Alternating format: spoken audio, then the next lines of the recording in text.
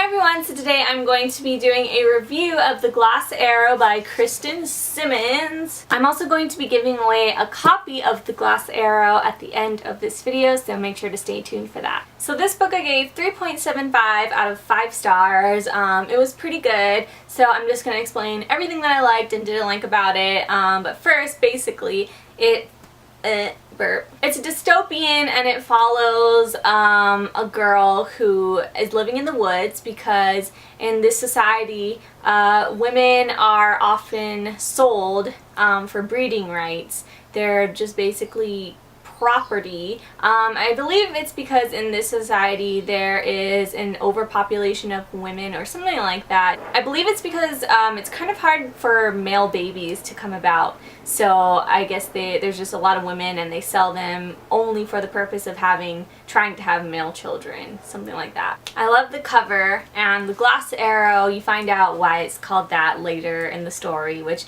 I thought had a great metaphorical meaning, and it was just really good. But yeah, I love the cover. It's really nice. It's not too long of a book. It was only about 300 pages. It's cute naked. So our main character, Aya, both sound wrong.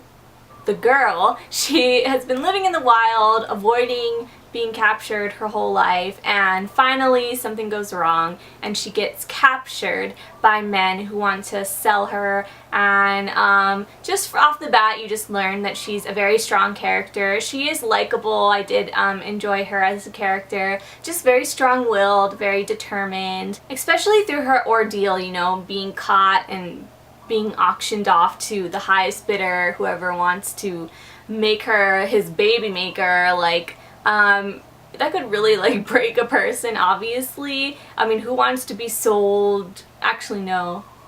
I'm saying actually no because a lot of girls in this book, you come to find, they actually want to be sold, and you learn why, and it's a really weird society. But she's just very strong-willed throughout the whole ordeal that she's going through, and yeah, I really liked her as a character. Another side character that we get to know is someone who's mute, and it was just really interesting to see our main character communicate with a mute person because obviously he's mute. There's a huge barrier there. So that was really interesting. I've never read something like that before, and it was really unique. In general, the world building, I feel like it was kind of a bit of information overload. Like, it was kind of a lot for me to process. I don't know if that was just me, but I was kind of confused at some points. I'm still a little confused.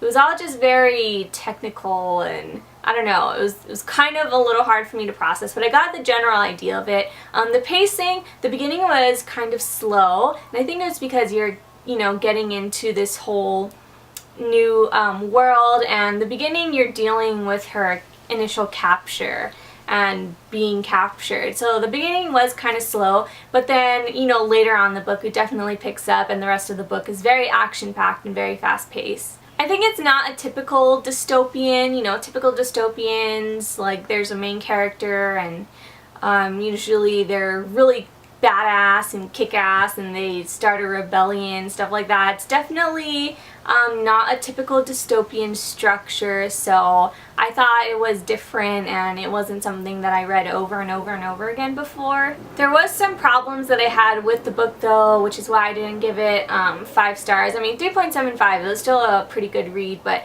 I had some problems with it. The characters, some of them were a little flat, you know, there wasn't much depth to them. I had an issue with it being a dystopian and it's in the future, and they're using, you know, all this futuristic technology that we don't have today, but then they also kind of go back to simpler times. Like, in this society, they're using all these futuristic technology things, but then they're riding horses because they don't want to use cars.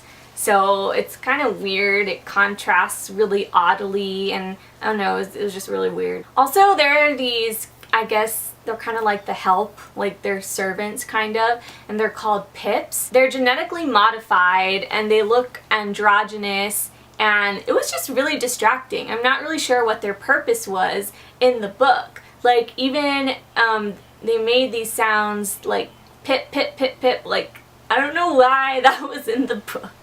I feel like it could have been said that they were just the help. They were just servants, and it would have serve the same purpose, because instead you're just like, oh, these are pips and they're genetically modified and they look funny and they make these weird noises, but that's it. They're still just maids and servants. I don't know, it was weird. I feel like parts of the book just really didn't flow sometimes. There was something that was just so odd that it kind of distracted me, or there was some kind of disconnect, but overall I really liked the premise, I liked the idea, and it was a decent read. You know, I liked the writing. There was just some distracting, disconnecting things that didn't make it flow as well as I feel like it could have, but I did like the read and I would recommend it. It was interesting, and it is a standalone, so it was really refreshing to see a standalone, and I did feel like it wrapped up appropriately. It wasn't rushed or it wasn't open-ended or anything like that, so I did really like that. I'm going to be having a giveaway of this book because I got a copy of this for Christmas, and well, it got like pre-ordered for me for Christmas, and then I got it when it came out. And then I also surprisingly got one from the publisher after it came out, and I didn't know I was going to get 2 copies, and I don't need 2 copies, so I'm actually going to be giving one away. This giveaway is going to be really simple. All you have to do is, well, all the rules are below, so you can check in the little description box below, but basically you just have to be a subscriber to me. You have to be 18 years or older, or if you're not, just have your parents' permission for me to be able to send you this book if you win. Sorry, it's only US. I really apologize. I know there's a lot of you international out there, but it's just really expensive for shipping. So this is going to be US only. I'm really sorry again, but I do have international.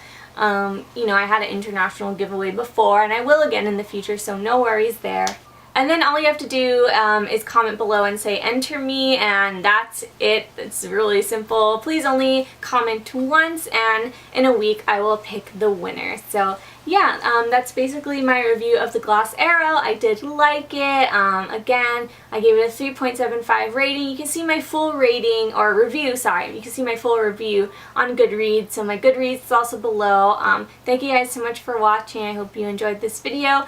And I'll put the link to The Glass Arrow, you know, the Amazon link, so you can check it out, and the Goodreads link. So thank you guys so much for watching, and I'll see y'all later. Bye!